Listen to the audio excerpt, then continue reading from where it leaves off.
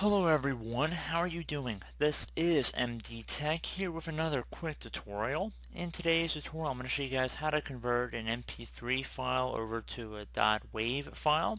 So it should hopefully be a pretty straightforward tutorial, and without further ado, let's jump right into it. So I'm going to have a link in the description of the video. It's very easy to navigate over from Google as well, but basically it's onlineaudioconverter.com. It's a free website. There's no limits. You don't have to insert some email in order to get it sent to you. There's no nonsense. It just basically does exactly what it says.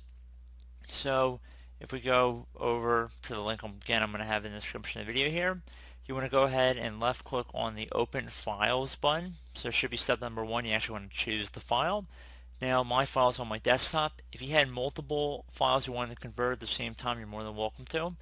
So you just want to left click on and left click on OK to select. And once you've done that, then you want to left click on this WAV button right here. Under quality, you can change the quality if you want. Usually the CD quality is sufficient.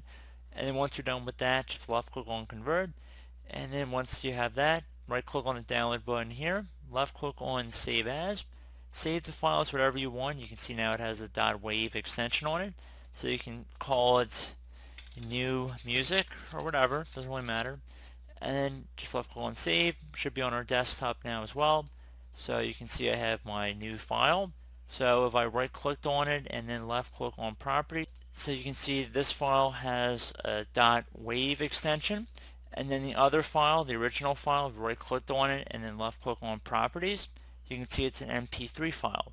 So definitely pretty straightforward tutorial. Do hope I was able to help you out, and I do look forward to catching you all in the next tutorial.